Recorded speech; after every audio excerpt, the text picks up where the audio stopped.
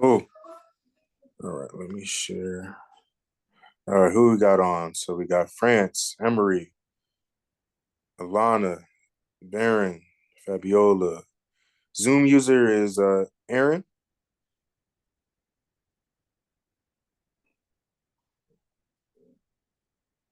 Okay, Aaron. Okay. Lauren, David, Antonio, and the other Lauren, Miss Smallwood. Okay, gotcha. All right, let's get started.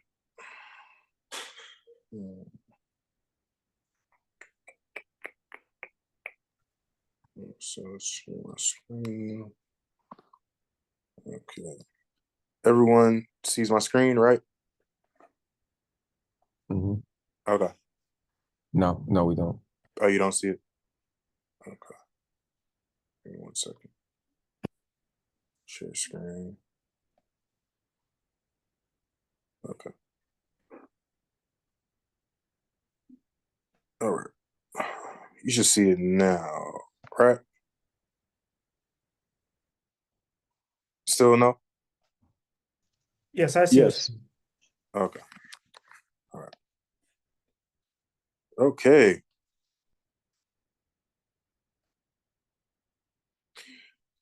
All right. So today once this freaking loads, today we're going to learn about our networking appliances and devices, right?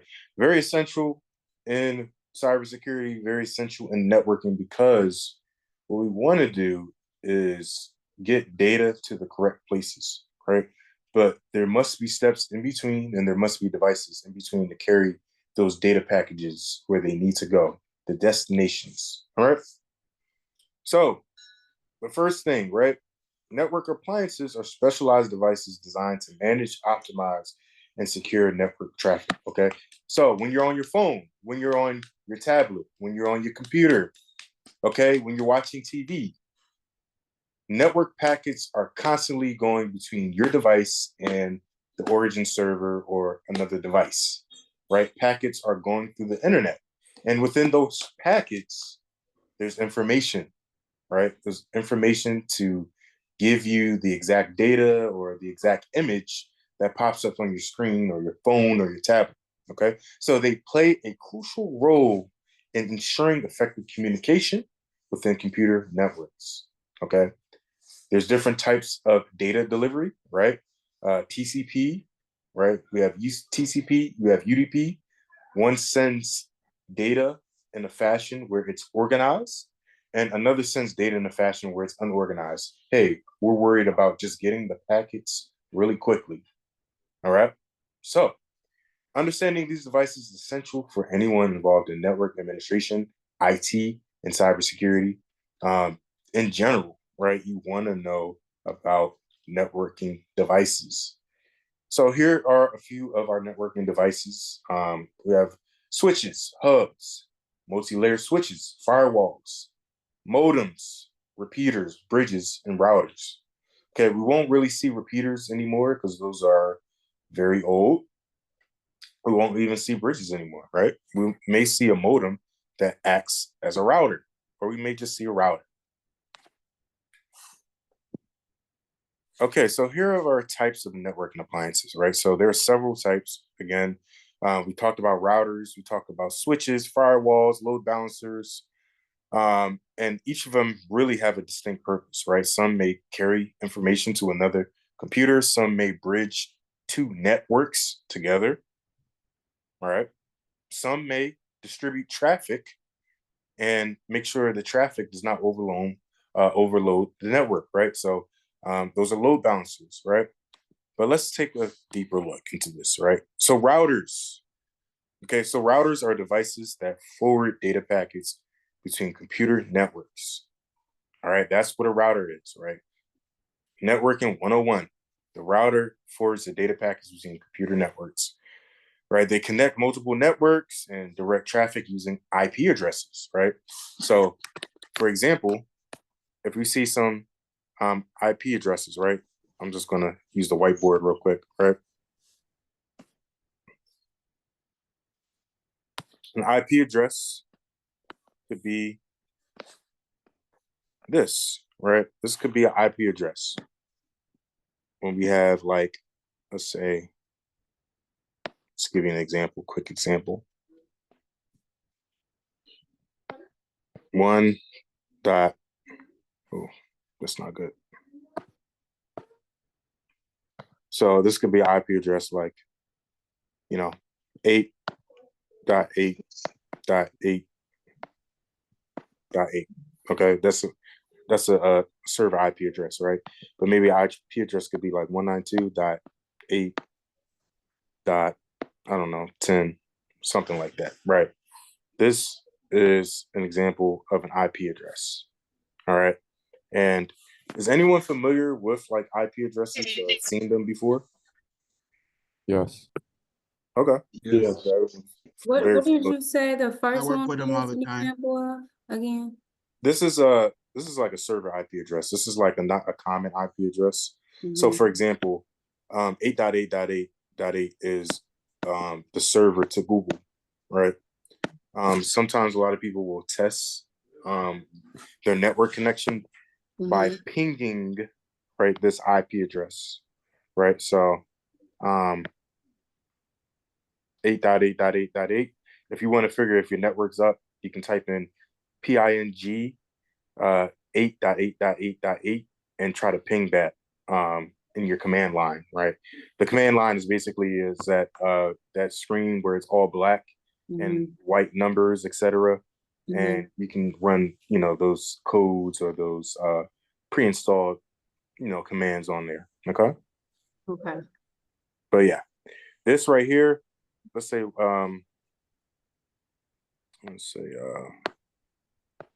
192.8.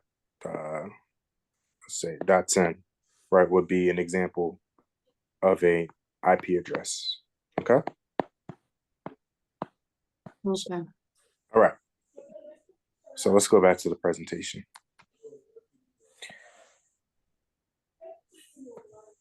So if we go back down, routers are devices, right? Simply what we want to understand that routers are devices that connect different networks and different data between them using IP addresses that ensure information reaches the right direction, all right? So they're essential for linking home or office networks to the internet. That's what it does, all right? We can't Now, see your screen. oh, you can't see it? Mm-mm. Okay, apologies. You have to remember to go back and forth. I like it on the iPad because I can use this little pen thing, but I need to make sure that I share. All right. So the next thing we have are switches. All right. So switches are responsible for connecting devices within the same network. Okay. So they operate at the data link layer and use MAC addresses to forward data. All right. Now you think of a MAC address, right? Think of a MAC address as a dog tag or, a tattoo for your computer or your iPhone or any device, right? It is a device identifier, right? So each device has a special MAC address associated with it, right? So once the MAC address is there, the data goes to the device depending on the MAC address, right? So I'll show you an example of a MAC address. When I go to the whiteboard. Okay. Okay, so if we go up, this is an example of a switch, right? So you have your switch in the middle, and let's say this is laptop A, laptop B, C, and D, right? So A wants to talk to B, right? The information will go to that switch, and then the information will go to B, right? B wants to talk to C, the information will go from B into the switch into D, right? And so on, right? So at a basic level, that's what a switch is, right? Very, very old fashioned, right? When computer networks were just getting started, right? And that is something that is foundational to networking, okay?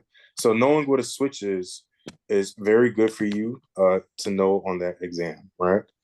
And then we have firewalls, okay? So I'm sure most people heard about firewalls, right? But can anyone sum up what a firewall is in their own words? It doesn't have to be perfect, but tell the class what a firewall is without looking at this. Yeah. What's a firewall? Wouldn't it be like a gate? Like So check-in point, I Mm, would say. mhm. You know, you have the pass, and they'll let you through. If you don't have a pass, they stop you right there. yeah, Yes, that's a yeah. good So analogy. Mhm. I agree with that. It's like an automatic wall that stops unsuspicious applications from starting in the first place Mhm. sometimes. Mhm. Absolutely. Absolutely. All on point, right? But let's refine that, right? It is, to me, the best example I tell people is like a security guard, right? Before you can get into the club, you have to give your ID to prove yourself, and you have to get pat down to get into the club or get into the bar, etc. Right? So if we look at the essence of a firewall, right? Firewalls are security devices that monitor and control incoming and outgoing network. Okay, so they can be hardware based, or most of them are software based, right? And or they could be a combination of both, right? But if we go back to this example right here, right? Firewalls protect networks from unauthorized access and threats by enforcing security policies, right? So, like we said, hey, we're not accepting any traffic from the internet. So, what we're going to do is disable port 80, and no port 80 traffic will be coming through in and out our network. Okay. Or let's just say, hey, let's make up the protocol for Zoom, right? But let's say, hey, we want to block Zoom traffic. So Zoom traffic could be like port 3,800. Okay, you're not gonna need to know like ports past. Sorry, I have to mute somebody. Is that me? Who's there? Sorry, but I need to mute you. You're not gonna have to know ports past 30, right? But as far as a number, right? But um, firewalls are really there just to help you understand that, hey, we control the traffic that's in our network, okay? So that is what it's used for, all right? So another example with the club, right? It can be specialized. They can say, hey, you know, we need your ID before you come in, and we need to pat you down. But here's another caveat, right? You need to be over the age of 25 to get in the club. Okay. Here's another example, right? We need to pat you down. We need to see your ID, and you need to be over 25, and you need to be a member of this club or bar, right? So that is just a good example of, hey, how does firewall work, right? We allow in what we want, or we make up the rules, right? And that's why we call them firewall rules. Okay. The next thing, Okay, really quick. uh-huh. So what's the difference between like a firewall and like the way a VPN functions? Okay, so a firewall is going to allow certain traffic on the network, right? That's just dealing with traffic. A VPN is going to be an appliance that you use to forward you to company resources, that may be, you know, on a remote server. So, for an example, if you go to Russia, I mean like personal ones. Like I'm talking. I mean cut you off, but like not corporate ones. But I mean like IP VPN or whatever. Like Yeah. Surfshark or something like that. Those services. oh, okay, personal Like, ones. Yeah, yeah. Yeah. That VPN is going to allow you to roam the internet, right, without really revealing your place of origin, right? So same thing with work, right? And the difference between work and the personal one is one costs more and one is just an enterprise solution, right? Personal deals with maybe like, I don't know, like 5 or 10 people in the house, right? But it's going to conceal your identity or conceal where your origin of, of requests have came from, right? So that, people can't track you or go back to your home network, etc. If I may input a little bit. Yes, sir. So like also for like the VPN is like there's also very similar to like a proxy server you may hear. VPNs and proxy are kind of like the same thing, but it's like a virtual network basically. So it's a virtual IP. So like if you get IP banned on one IP, you can use a VPN and so access the network because you're basically showing up that, hey, I'm actually a different person or a different computer. You can show that you're in a different country or a different state, Yeah. just off Yeah. of your VPN. Yeah. Yeah. Essentially, like even here in Bermuda, right? A lot of like Netflix, Hulu isn't available, right? Unfortunately. So a lot of Bermudians may go on VPNs to access, Netflix or Hulu and say, hey, you know what? I'm actually located in the United States or located in Canada. So, that's how we Yeah. get the access. Even more Yeah. serious than that, like I think in countries like North Korea, where they don't have access to like Google, they have their own like stuff that's like very protected. They can only see certain information. So the only way they can even get certain information is using VPNs to, you know, be not on a North Korean IP address. Yeah, absolutely. Thank you. All right. Question. Mhm. Since we're talking about VPNs, so how does the company recognize if the VPN is supposed to hide your origin? How does the company, for example, like Netflix, determine that you're actually using a VPN? Yeah, that's a good question. I'm not actually sure about that. I'm thinking at the end of the day, your VPN is coming from a country that's not on the blacklist, right? Or a country that Netflix is the IP address, I'm sorry. The IP address is coming from countries they operate in, they do business in. So millions of IP addresses are accessing Netflix's server, right? And they have a block and allow list, right? That says, hey, IP addresses from this country are allowed and IP addresses from this country are denied, right?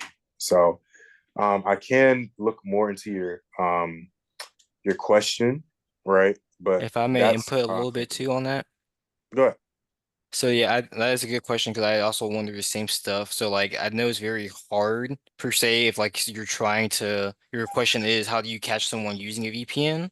It's more of there's other ways you can catch them, such as if they visit your site before, they may have cookies, or maybe they didn't change their, I don't know, maybe the MAC address, but there's like specific device information that unless you remember to change that, then like they may be able to find you another way.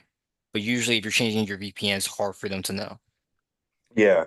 To add to that, really is just if Netflix started getting strict with IP addresses, then they could probably find you, right? But yeah, they want to be more liberal and say, hey, everyone stream our services.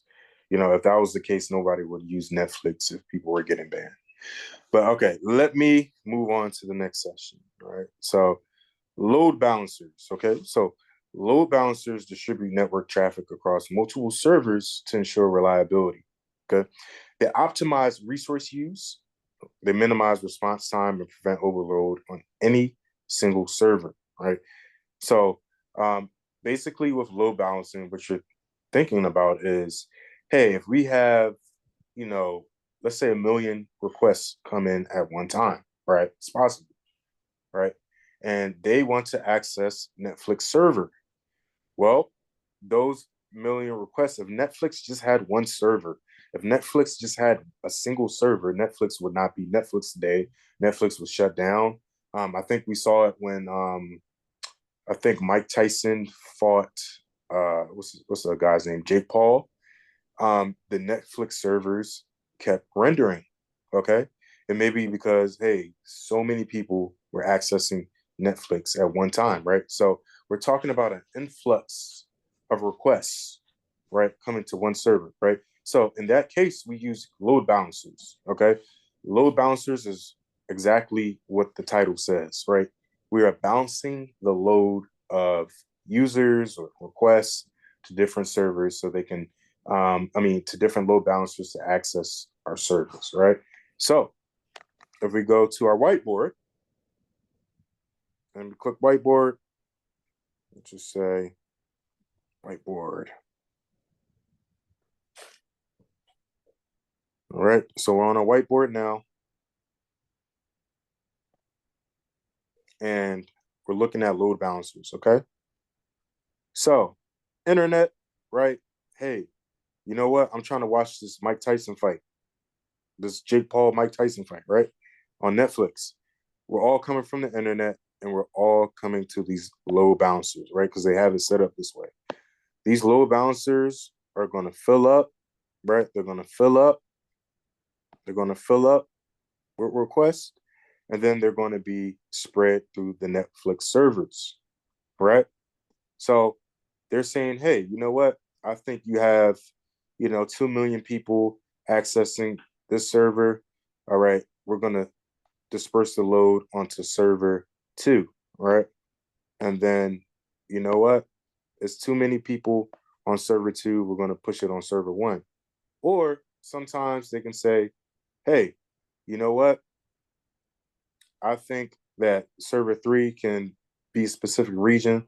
Like all the internet requests coming from South Africa can go to this server. All the internet requests from London can go to number 2. And all the internet requests from America can go to server 1, right? This is what load balancers do, all right? So if we didn't have any load balancers, right?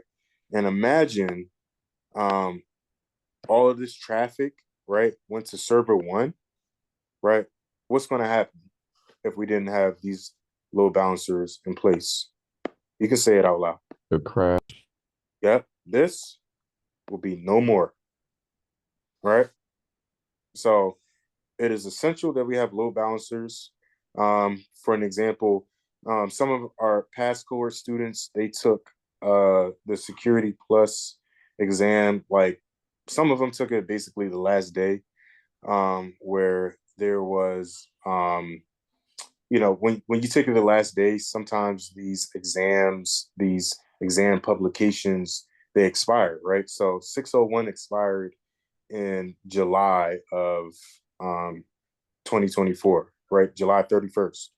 And people were scrambling to take that exam. Why? Because they probably studied for the content that was in 601, right?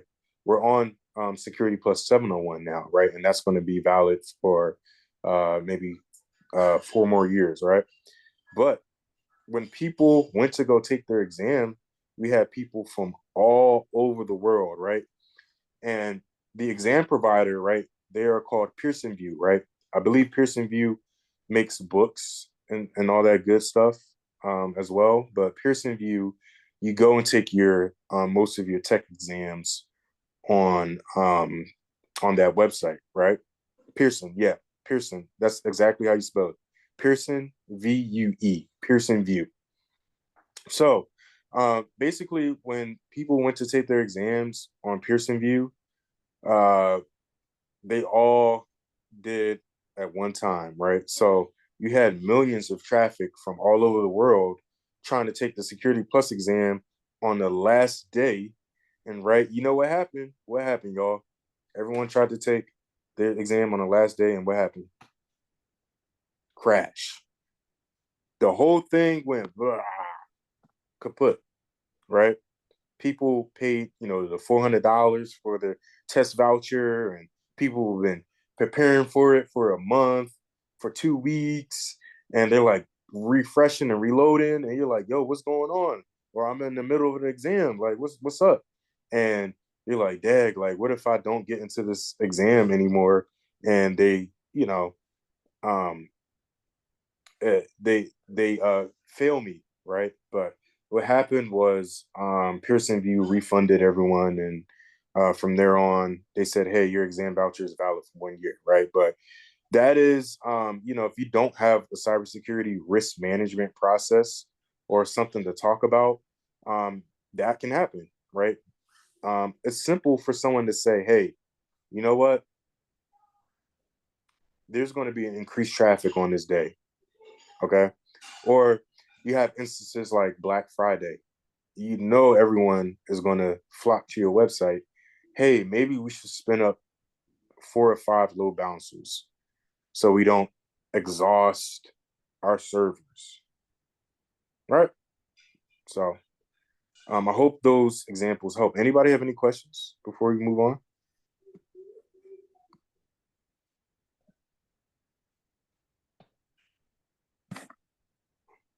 Okay. Hey, Deontay, really quick. What's up? Is that the function of a data center to kind of help balance that too, or no?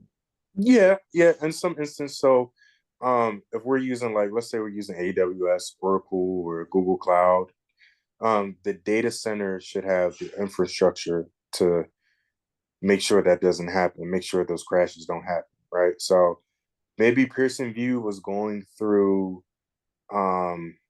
AWS, Amazon Web Services, and at the same time, it's up to the cloud engineer to make sure they have enough load balancers, right?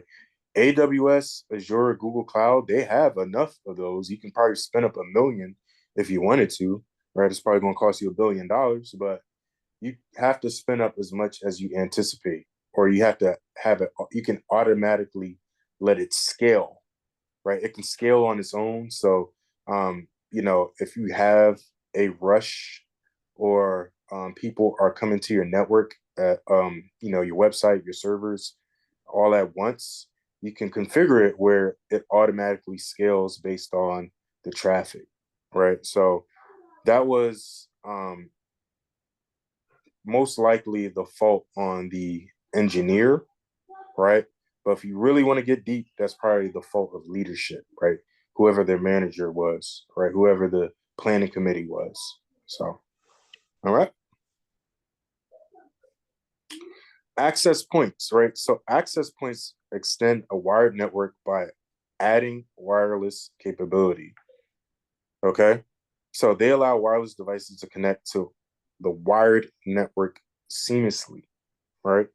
So modern access points support multiple standards like Wi-Fi 5, Wi-Fi 6 for enhanced performance.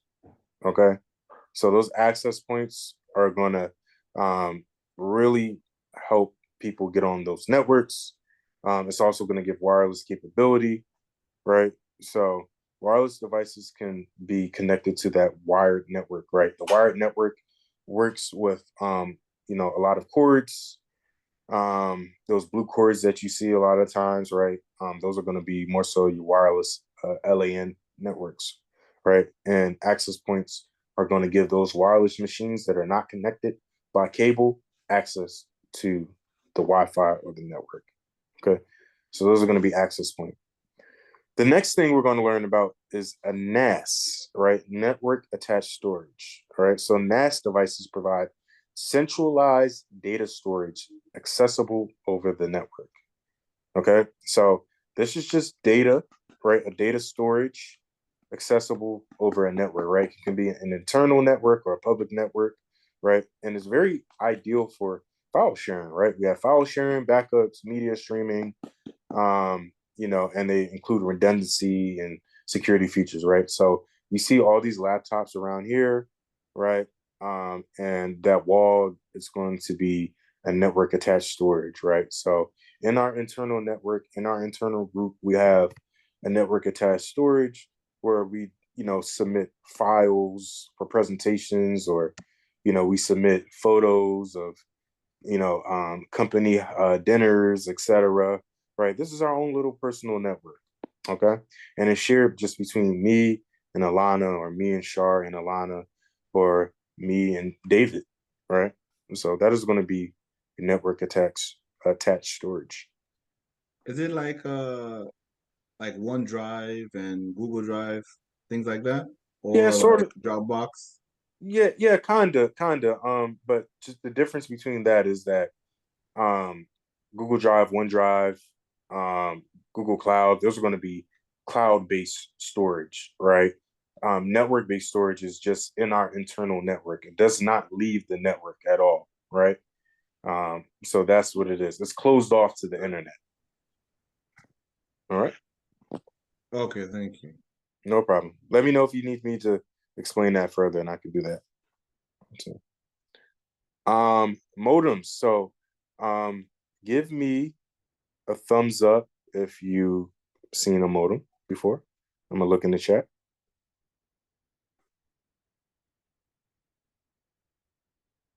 Okay. Modem. Yep. Okay. People have seen modems. Okay. Good. All right. So you look at your modem, right?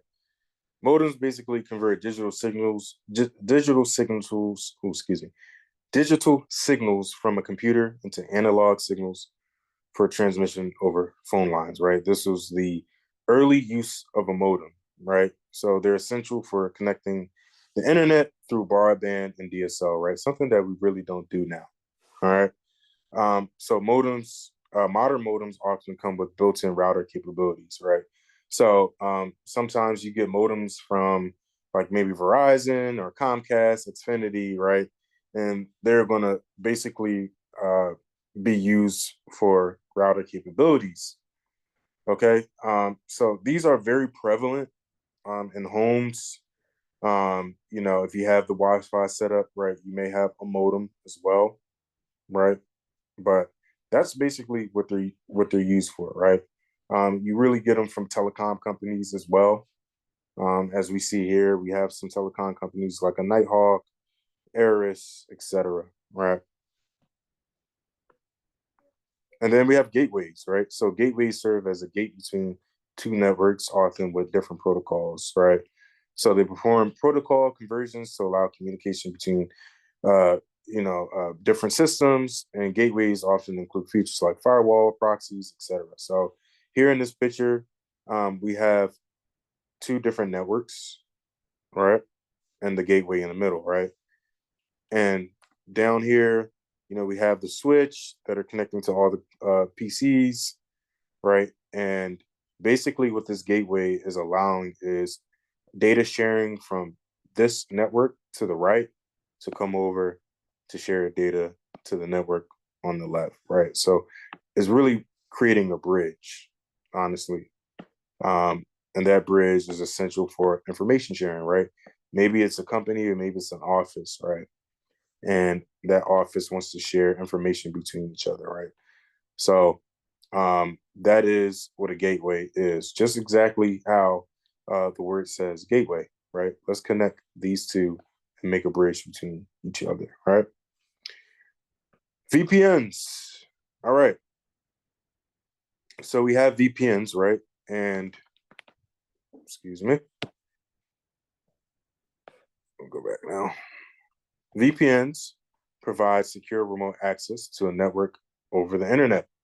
Okay. So the good thing about VPN is encryption, right? So any data that's coming from your remote location, right, through the secure VPN to the network access server to the main office, right, that traffic is going to be encrypted. So remember what we said about encryption is that when something's encrypted, right, it's taking plain text and scrambling up into ciphertext, right? So ciphertext is text that is scrambled up. It could be a series of letters and numbers, special characters, right? And when it's going through that secure VPN tunnel, right, people are not able to intercept, right? And if they do intercept the message, right, the message is not readable, okay? So say that, hey, you're at your remote location in the house and, you know, um, you want to access OneDrive, right, uh, at the main office, right? So your OneDrive request will go from your remote location through the internet to the office, right? And in that packet, right, in that single packet or those few packets, it will say, OneDrive login, OneDrive password as you're going through the OneDrive, uh, the OneDrive homepage, right? And what encryption is going to do is going to take that and it's going to jumble it up, right? So even if an attacker intercepts your connection to OneDrive to the main office, they will not be able to make out what you're doing, right? If they intercept that package, right? And that's what the VPN is there for, right? It just think of it as protection, right? Protection, and you're going through a tunnel, and no one's able to see what you're doing, right? So it's good for privacy, good for encryption, etc., right? And the reason why organizations have this is because, yes, corporate espionage is something that is real, right? Other companies hire people, right? It's not, it's not correct, right? And it's bad business practices, but other companies can hire people to intercept traffic from one company, right? Or another company, right? Hey, let's see what AI models they're using by, listening in on their VPN traffic, or seeing what their traffic is on their networks. Hey, let's see what type of clients they're working with, right? Let's try to look at the employees' website traffic through the VPN tunnel, right?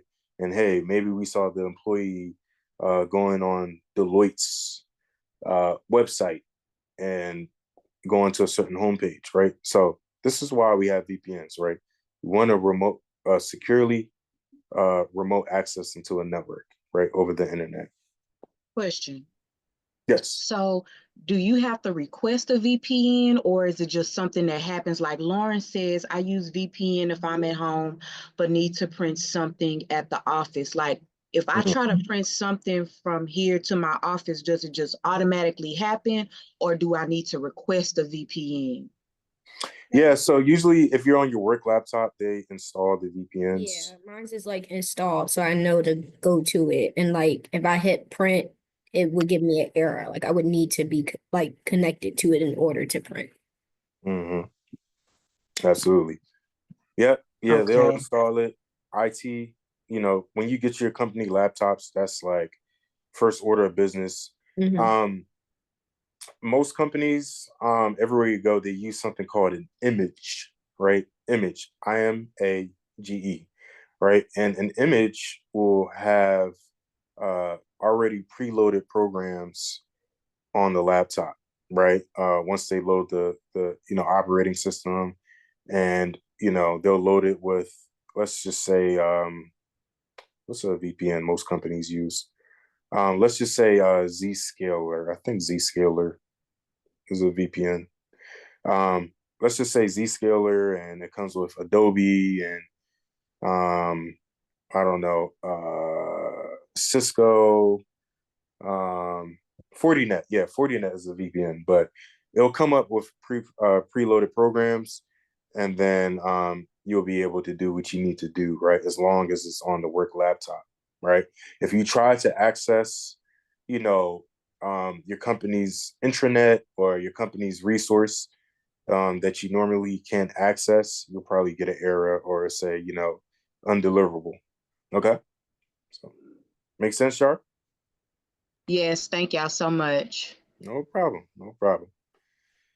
All right. Intrusion detection devices or systems. All right. So an IDS devices monitor network traffic for suspicious activities and potential threats. Right. So they can alert administrators about possible breaches or anomalous behavior. Right. IDSs can be configured to take action automatically or provide reports for analysis. Right. So let's go to the whiteboard real quick. The handy That's me. whiteboard. Okay. So think about an IPS as like I want to say like a detection dog, right? So let's just say I'm gonna write some of this. Let's just say we have an environment, right? We have let me see if I did it over here. Okay, no. Okay, let's say we have an environment, and we have, you know, we have a laptop. We have a laptop here. We have a laptop right here. And let's say, I don't know, we have a mobile phone, right?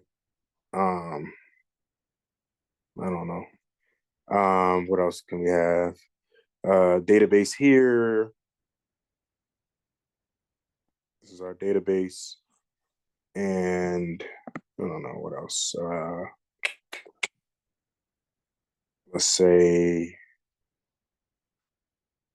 firewall is going to be right here. This is going to be the firewall. Okay.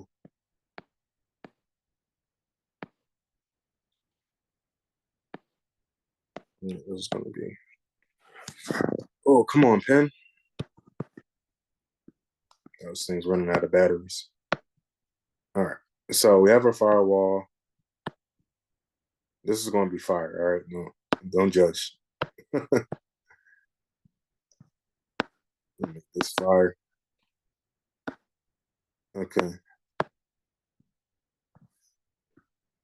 What your IPS device is going to do is it is going to be right after this firewall, right? Let's just say this is our IPS device, right? It is going to look at traffic and it's going to say, this traffic kind of seems suspicious, right? This traffic is coming from a country that is on a blacklist, or this traffic is coming from, you know, a website that employees maybe should not be looking at, right? And your IP address is going, your IPS is going to, is either going to send the cybersecurity analyst a message, right? Or alert, right? And that alert could be, hey, suspicious traffic, okay? So all I really want you to know is that those IPSs, right, is really just a machine that is used, a network appliance, just to say that, hey, you know what? This traffic does not look normal, right? We're going to investigate that. And that's really what it is, okay? So just remember you have your firewall right here and then your IPS machine, right? So as you see on this mini network, we're starting to add appliances, right? We're starting to add network devices, right? And just remember that, hey, you know, we have our computers in here. We have our database. We have our phone. I don't know. That phone looks like a Pop-Tart. So I'm sorry for that. It's not the best looking phone. But it's going to process traffic and say, hey, cybersecurity engineer, you know what? We've seen some suspicious traffic. And I'm not messing with it. I think you should do something. Or, you know, an employee was going onto a site they shouldn't have gone to, and it brought back trouble. Okay. So that's what you want to understand for this specific example. Okay. Any questions on that? Yes, I have a question. Okay. Can you, for the IDS, does it monitor outgoing or ingoing traffic? I'm trying to understand, does it, Both. because the request Yeah, comes most from of these machines monitor both. Oh, can you hear me? Yeah, I hear you. Okay. Oh, I'm sorry. I have my video off. Most of these appliances monitor incoming and outgoing traffic. Okay. So incoming traffic coming from the internet through the firewall, through the network, right? Now, if it's something that is unfamiliar to the IPS, they're going to flag it and they probably will deny the traffic, right? If it's something familiar coming in the network, it's going to let it go to wherever destination it needs to go, right? Also, like, hey, say if it's like an employee laptop, right, and they're sending out, you know, like malicious scripts or anything that looks sus, right? That IPS is going to look at the traffic coming from your laptop, my laptop, and kind of judge it, right? And say, hey, you know what? This sounds like it's malicious, right? So it does work both ways, right? So, Thank you. yeah, no problem. All right. As we go back, I think I need to share again.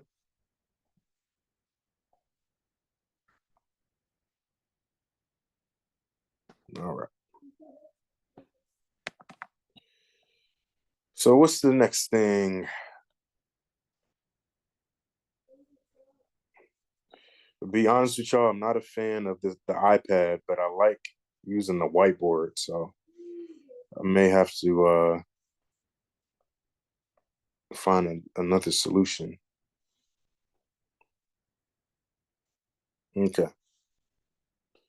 Networking monitoring tools, right? So network monitoring tools track the performance and health of a network. They provide insights into bandwidth usage, uptime, fault detection, right? And effective monitoring is essential proactive for network management, right? So this is like a network monitoring tool, something called Wireshark. And I really will go through it real quick. You'll have some experience with that, right? But for Wireshark, I'm gonna just quickly break it down. In this example, you have the source IP address, that 192.168.0.21, right? And then the destination is 174.129.249.228. All right. So these are actual packets that are going from and to a destination, right, throughout our network, right? And you'll see the protocol, right? We'll learn about protocols as we go in the book and the chapters, right? But in here, right, in the protocol, right, for example, let's do this protocol right here. Let's say line 349, you see on the left, right here, on the far left, it is kind of highlighted in like a dark bluish purple or a dark grayish. Number 349, right? The destination IP address is the source IP address is 192.168.0.1, right? That's could be somebody's laptop, right? They are going to one of Netflix's server, right? The Netflix server, the source IP address is 192.168.0.21, right? And they're using the DNS protocol, okay?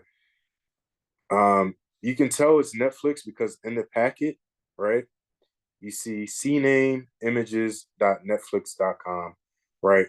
Most likely they probably scrolled on a movie title, right? And the packet came back as images.netflix.com, right? Because you can't click on images on netflix.com. I don't think so, right?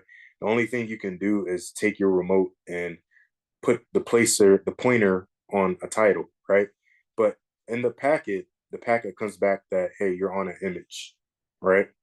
Does that make sense to everyone? Is that kind of, sort of? Let me know, because I can't see the chat.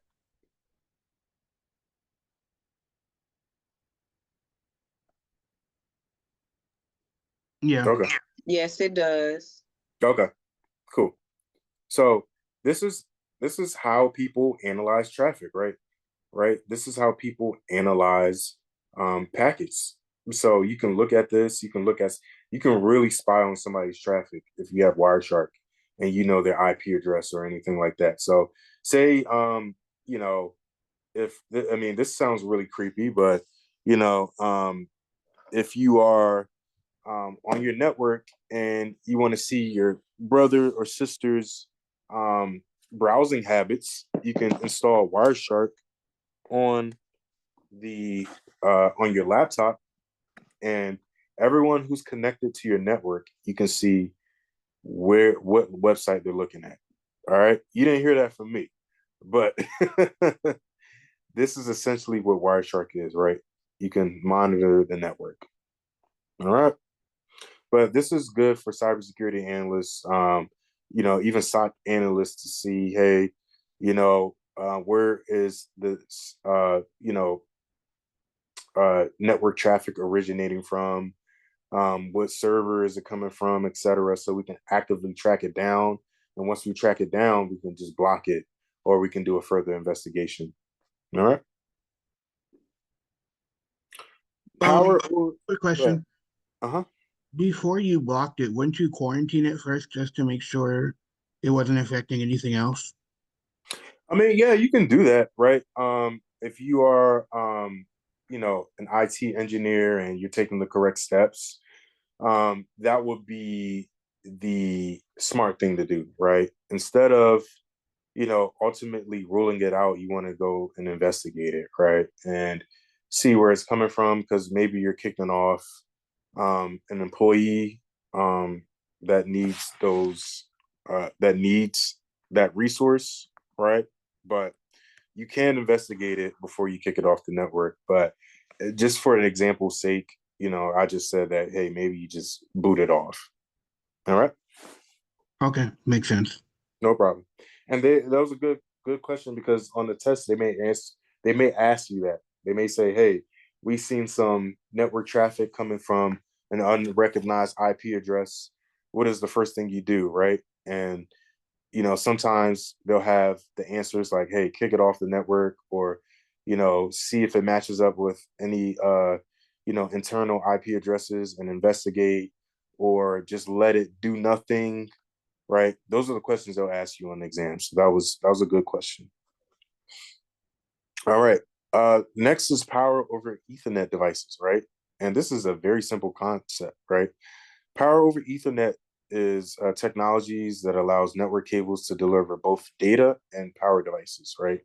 So this simplifies installation by reducing the need for additional power outlets. And common power Ethernet devices include IP cameras, right? So if you have cameras connected to your house or your shop or anything like that, phones or wireless access points, right? So your Android or your iPhone charging cord is usually a power over Ethernet device, right? So you can plug it in, and it can charge the phone at the same time, and then also get data, etc. Right? So that is power over Ethernet. Also, if you see, I forget what those blue cords are called. I'm like blanking on that, but if you plug in a cord to a router, to a switch, and then plug it to RJ5. Yeah, thank you. Your RJ5. I've been out of help desk for a long time, so thank you, because I was blanking. So if you have your RJ5 cord, you can connect it to the switch, and when you connect it to the switch, if it's a power over Ethernet cord, it can provide power to the laptop, to the device, and then provide data as well, right? So that is something that we see in the field. What's next? Okay, performance optimization appliances, right? So these are appliances that enhance the speed and efficiency of network traffic, right? So this includes WAN optimization, so wireless wide area network optimization, right? If we have a big network, right, and it can help with application accelerations and caching solutions, right? Caching is stored memory, right? So you can access something quickly, right? Instead of having it load, right, it can be cached, so you can access it at a drop of a dime, right? So for example, if you have a website, a web page cache, right, and you just don't have any internet connection, or the last time you accessed the site was maybe like 2 hours ago, that cache is going to bring the information or save the information for you, so you can have the data, right, until it updates, right? So that is a caching solution. Other caching solutions have data that is stored closer to you, So then, you can retrieve your resource faster. For an example, say you're in Australia, right? And no, that's a bad example. Say you're in London, right? And you want to access a movie on Netflix, right? I use Netflix a lot as an example, but a cache Netflix server will be a server that could be closer to, Netflix in California, wherever their main servers are. I'm not sure if it's in, um, I forget what town it is called where Netflix is located, but you can have a cache server that's maybe, located in Mumbai or located, um, I don't know, in New York to get to those Netflix servers, right? That's what caching does, right? It brings the information closer to your area or your source of origination, right? But in terms of performance optimization appliances, right, they're going to basically help a network move quicker, right? If you need to access apps or if you need to access resources, right, those optimization appliances are going to speed up the process, right? Instead of 2 seconds, it goes down to 1 second, right? And furthermore, etc. Right? So that is going to be performance optimization appliances.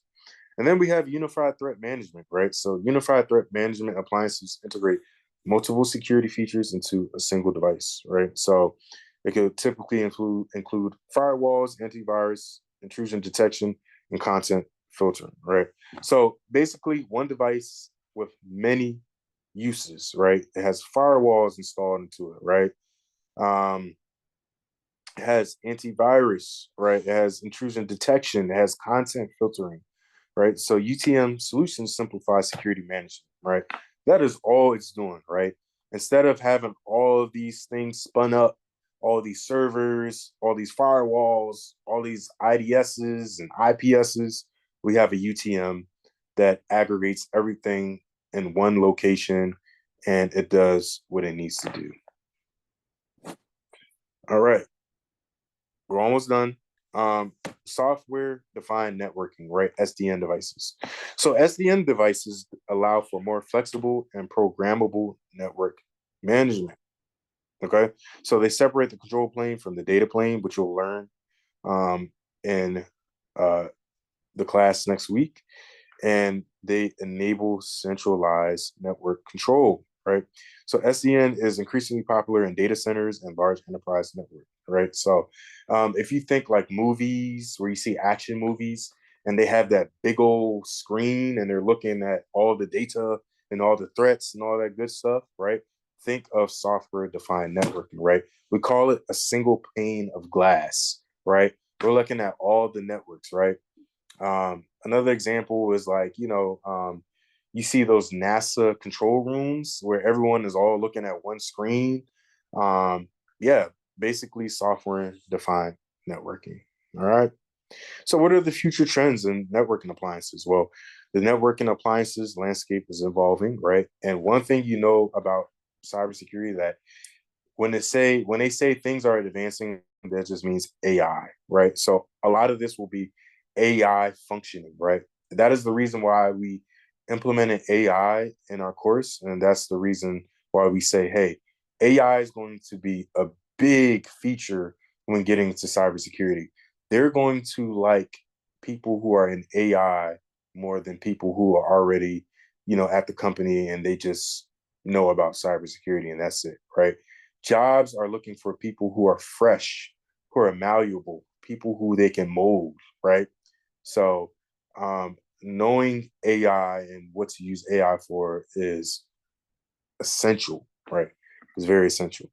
And then for our last thing, we're just going to watch this video and then we'll be done. In recent years, software-defined networking, or SDN, has emerged as the next big thing in the networking industry. Given all the hype, where are we now?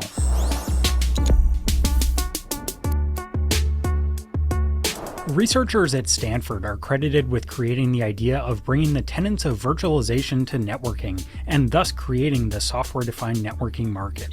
Traditional networking uses integrated hardware and software to direct traffic across a series of routers and switches. The original use case for SDN was to virtualize the network by separating the control plane that manages the network from the data plane where traffic flows. There is a smart controller running specialized software that manages all network traffic in the data center, and a series of routers and switches that forward packets of traffic.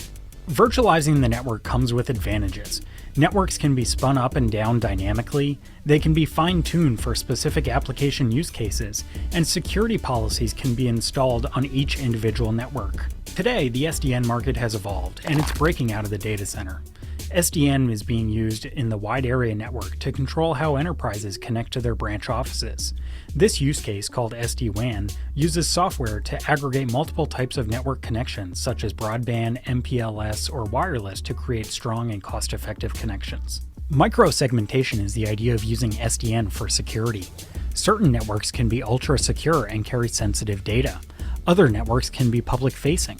So, if a hacker gets into a public-facing web server, they are restricted to the server segment of the network. This limits the hacker's ability to access any other segments, such as secure data center networks. SDN is also used in an area called Network Function Virtualization, or NFV. This is the idea of replacing specialized hardware like firewalls and load balancers with software running on off-the-shelf server hardware. Some vendors are using SDN to connect data centers to public cloud providers, creating a hybrid cloud network that includes microsegmentation or dynamic. All right, let's go into the weeds, so I'm gonna stop it. All right. I have a question. Actually, I have two questions. The first one, so it seems like when you were talking about switches and gateways, they almost kind of do the same thing, but do switches need gateways to operate?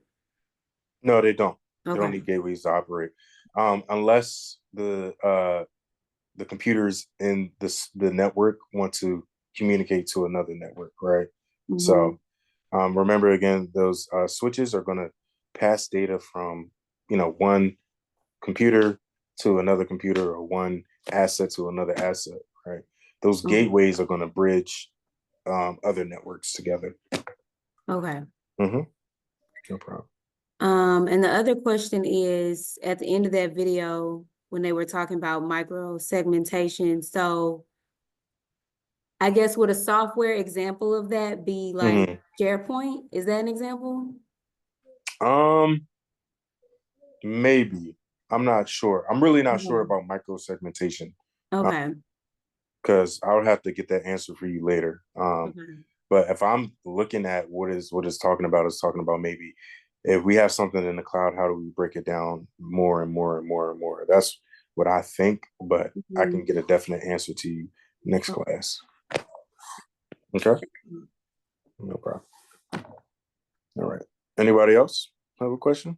That was the last thing. Go ahead. Just this question on AI. I know there was an announcement about Biden about, I guess, AI chips, and they always tied to cybersecurity. What do you think in terms of like everything you've kind of gone over? Does that recent like his policy, does that impact anything in cybersecurity? Like, what's your interpretation of that in terms of opportunities? Does it keep more jobs in the United States related to it? You know, just the whole, and the other thing is from an AI perspective, right? It feels like AI has the opportunity to like create certain compromised, compromised cybersecurity, right? If it's done from offshore. So, I mean, does that impact the overall prospects in terms of like jobs in America? Yeah. I can share with you. I'm gonna share with you this real quick, because And I'm sorry if I asked that question succinctly. I was no, you're good. You're good. I have a video I want to share with y'all. And it is I'm gonna load it up real quick, but essentially AI is taking over jobs. So yes, everyone believe the hype. AI is really taking over jobs. So I want to share this video with y'all real quick. It's on TikTok. I don't know if TikTok is even working. Is it working? It still works. Okay. Okay. There was an interview that I watched today about some guy he's actually in Houston. I think he's like an AI expert. It's like a black dude, a Okay. brother. And I was actually gonna put in the chat, but I was gonna send it to you first. Oh yeah, put it in the Discord. Well, I was gonna make sure you cool. I don't know. I don't know the dude. You might know, you might not agree. Oh, I mean, as I'll long put it in as Discord nothing or something. that's But it was interesting. Yeah. It was yeah, an interview. as long as it's nothing that like goes against our class policy. No, it's not. No, it's not offensive, but you know. Okay. Everyone see my screen? Yes.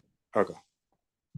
It's just been released. Let me break it down for you. I'll go through the fastest growing jobs as well as the declining jobs and where all the gaps lie so that you can take advantage of it. It's been estimated by 2030, 92 million jobs will be displaced, but it will create 170 million jobs, so it will be a net gain of 78 million jobs. Now, these are the fastest growing jobs. We've got big data specialists, fintech engineers, machine and AI learning specialists. The fastest declining jobs are postal service clerks, bank tellers, data entry, cashiers, admin, printing, accounting, bookkeeping. These are the most important skills that you should be learning right now, and that is analytical thinking, resilience and flexibility, leadership, and creative thinking.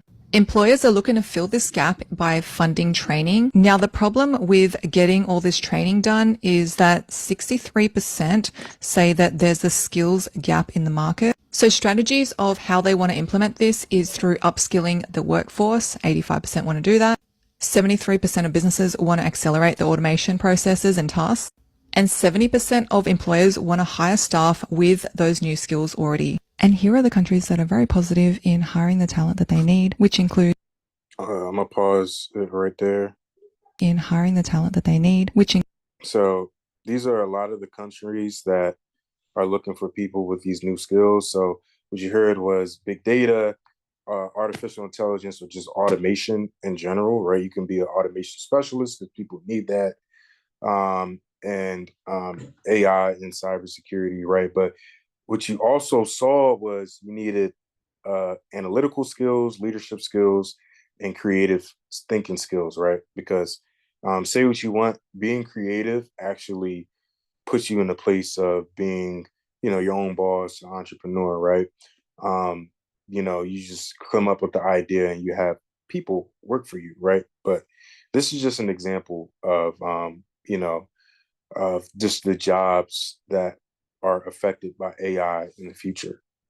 include Egypt, Morocco, Bahrain, Saudi Arabia, UAE, and surprisingly, the countries that are not confident are Canada, Australia, USA, and UK. So, where is the gap in the market for all these opportunities? Number one, helping the workforce reskill. Because by 2030, 59% of the whole workforce will need to be retrained. And 63% of employees say that the skills gap is the biggest barrier to transforming their business. So this can include corporate training or e-learning. 2, AI and automation integration for small and medium businesses. They need skilled people or consultants to be able to advise them on how to implement this in their business or actually implement it for themselves. Number 3, getting talent. So businesses may have trouble getting the right people with the talents into their business. So recruiting, job boards, HR tech solutions may be able to do this a lot quicker. So with everything going on with AI and automations, do you feel confident in the next 5 years about your job? Let me know.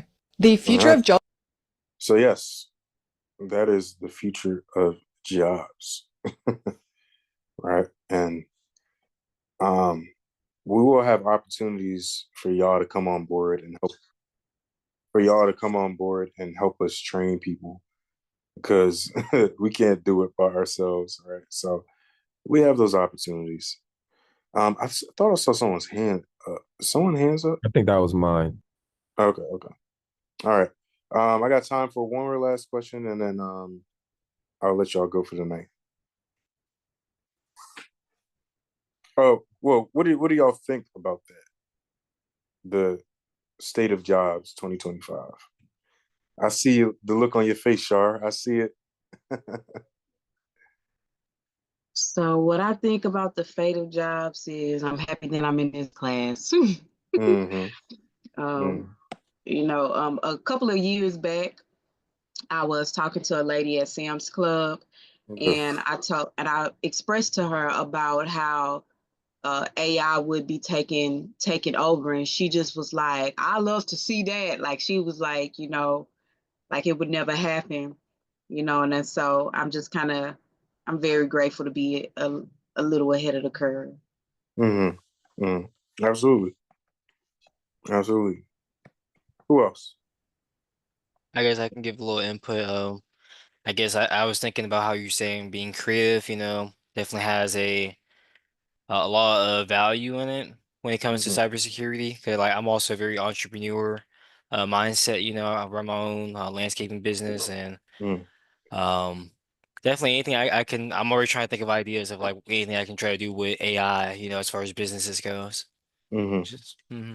Just a lot to think about for sure. Certainly.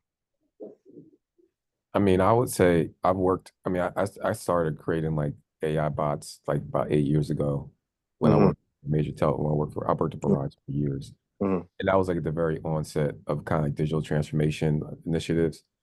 But when I think about AI, it's kind of like it's going to become such a common skill, and I think about some of the things I can do with like Mm-hmm. with Chat GPT. Like I created a whole process through a Chat GPT this morning that probably would have taken me weeks to do. So I think Mm-hmm. it's a matter of trying to figure out how you can actually just incorporate the skills to increase your performance because it's like Mm-hmm. steroids, right? It's like a PED. Mm-hmm. It's to the extent that you can use in your current job and then think about how it integrates for every aspect of basic functions. You got to do it because I'm telling you, everyone else is low key doing it. They're just not telling you. They're creating documents, job aids, processes, forms, all kind of stuff. And Yeah. so and the other thing is the amount of money that we pay to outsource for AI solutions relative to the quality that we get. There's so much opportunity for people who have this, have a balance of skills and can create AI solutions for like larger Mm-hmm. firms who don't want to keep it in house. So I think that's really a ton of opportunity there. Mm-hmm. Absolutely. Wholeheartedly agree with you. All right. Folks are using AI to jobs and telling you, don't use AI. You tell them, no, I'm going to use AI because why not? And you know what Right. they look like. Right. All right.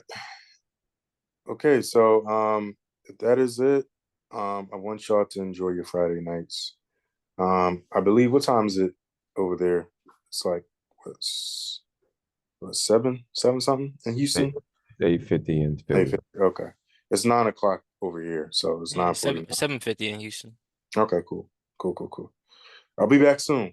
But all right, if no more questions, I'll put that TikTok in the chat, and then the recording should be good to go by tomorrow morning. Okay. And yes, great job today, everyone. Very, very good, great questions. Keep the questions rolling in. If something's not clear, just let me know, because we want to improve the best way we can. But yeah, man, I like that whiteboard setup. I just don't like switching back to record mode and share screen. So I'm gonna figure out some type of conduit or some type of thing to make it easier. Go ahead, Emery. I was gonna say get an old Microsoft Surface. I'm telling you, Yeah. with the Yeah. detachable screen. Oh yeah. I always thought this I, was cool. that's on one right now. 7 years old. It still works better than any other laptop I got. I always thought this was so cool. Yeah. And you can draw it. I'm telling you, try it. Yeah. Might look at it. All right. Is that it? All good? Y'all ready for your Friday night? Yes. In a few, going to sleep. Mine Right. it's already started snowing, so Okay. Netflix is. Cool. All right, y'all. Hey, Well, have a good. one last question. Just this kind of off Okay. topic. But I have a few friends that I've been talking about this course with about, and since the first week is pretty much coming to an end, Mm. for them to join this course specifically, like this time frame, is too late for them to kind of join, or is there anything that they could possibly do for them to start on Monday with us, or because I can send them your email, and that way Yeah. you can have a conversation with them over the weekend and stuff. But I do have a couple friends that are interested in joining, and it works out with their schedule as well. It's just since it just got to this it's kind of, I don't know if it's too late for them or if it's I mean, have them send me an email, and then I'll give them a chat, and then we'll see about getting them in. All right, but they may have to pay I mean, yeah, I mean, for increased instance, price. Yeah. yeah, that's fair. Yeah. All right. Yeah, that's all. Okay. All right. Well, I'll let y'all have the rest of the night. Okay. It was really great seeing everybody today. I'll see y'all on Tuesday. Remember, no class on Monday. All right. Have a good night. All right. Have a good night. Good night. Happy MLK. That's everyone. Good night, everyone.